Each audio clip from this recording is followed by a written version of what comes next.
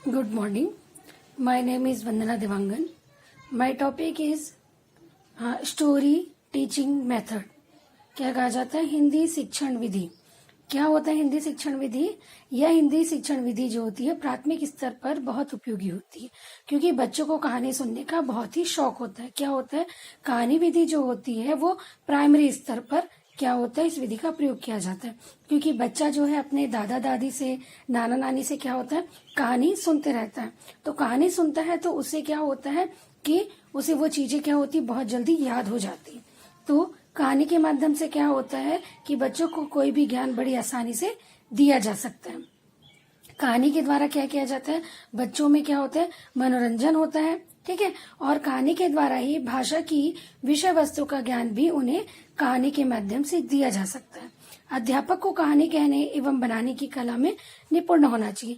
जो अध्यापक अपने भाषा विषय की वस्तु के बारे में अगर कहानी के द्वारा वो क्या कर सकता है, अगर ज्ञान दे सकता है, तो टीचर क्या करता है, अपने विषय वस्तु को कहानी के माध्यम से बच्चों के सामने प्रस्तुत कर सकता है, जिससे क्या होगा कि बालक जो होता है उस चीजों को बहुत जल्दी आसानी से क्या कर सके, उसको सीख सके.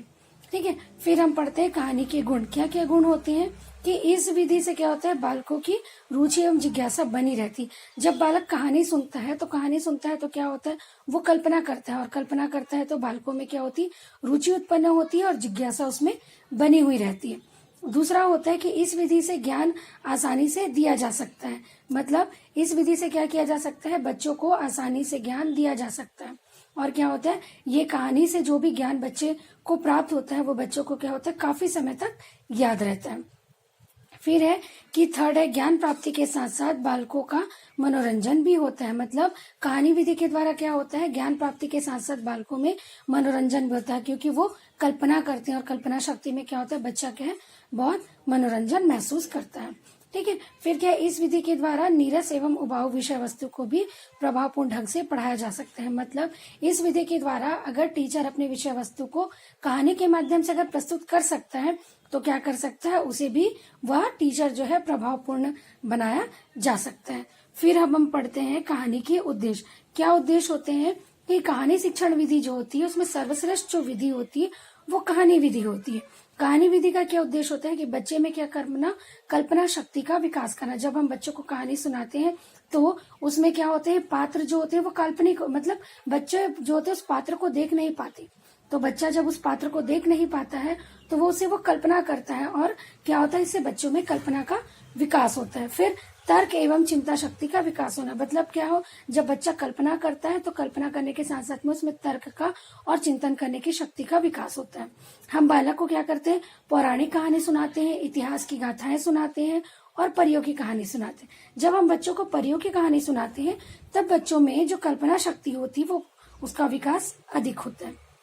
और क्या होती है कि कहानी जो होती है, कहानी विधि के द्वारा बच्चों में क्या होता है, पाठ के प्रति रुचि उत्पन्न होती है. मतलब हम जब भी बच्चों को कोई भी कहानी सुनाते हैं तो बच्चा क्या है, बहुत इंटरेस्ट से उस कहानी को सुनता है. अब इस कहानी के दोष, क्या क्या दोष हो सकते हैं कि यह उच्च स्तर के विद्यार्थियों के लिए उपयोगी नहीं होता. मतलब यह सिर्फ प्राइमरी स्कूल के बच्चों के लिए उपयोगी होता है, लेकिन अगर जब हम उच्च स्तर के बच्चों में इस कहानी का उपयोग करते हैं तो बच्चा क्या होगा, इंटरेस्ट नहीं लेगा, और इंटरेस्ट नहीं लेगा तो क्लास क्या होगी, इफेक्टिव नहीं होगी. क्यों नहीं होगी, क्योंकि बच्चा उसमें अपना इंटरेस्ट दे ही नहीं रहा है. तो क्या होगा, क्लास जो होती है वो क्या होगी, डिस्टर्ब होगी. दूसरा है कि सभी विषयों के लिए उपयोगी नहीं हो सकती. मतलब ये जो होती है कहानी जो होती है हर विषयों के लिए उपयोगी नहीं हो सकती. केवल थ्योरी जो सब्जेक्ट्स होते हैं उसके लिए हम कहानी का यूज कर सकते हैं, लेकिन अदर सब्जेक्ट्स के लिए इसका उपयोग करना थोड़ा मुश्किल होता है. फिर यह शिक्षक की योग्यता पर भी निर्भर करता है. मतलब जिस शिक्षक को कहानी के द्वारा अपने विषय वस्तु को प्रस्तुत करने की कला होगी वही शिक्षक जो होता है अपने विषय वस्तु को या अपनी क्लास को प्रभावी बनाने के लिए वो अपने विषय वस्तु को क्या कहानी के माध्यम से प्रस्तुत कर सकता है. लेकिन जिन टीचर्स में ये क्वालिटी नहीं होगी वो क्या कर सकेगा, सिर्फ अपने क्या है वो थ्योरी को पढ़ा सकता है. फिर छोटी कक्षाओं के लिए उपयोगी. मतलब इसका लास्ट दोष ये कि केवल हम इसको क्या कर सकते हैं, सिर्फ छोटे बच्चों में ही उपयोग कर सकते हैं, क्योंकि बच्चों को क्या कहानी सुनने में बहुत इंटरेस्ट आता है. इसलिए हम इसे क्या सिर्फ और सिर्फ प्राइमरी स्तर के बच्चों को, प्राथमिक स्तर के बच्चों के लिए बस इसका प्रयोग किया जा सकता है. Thank you.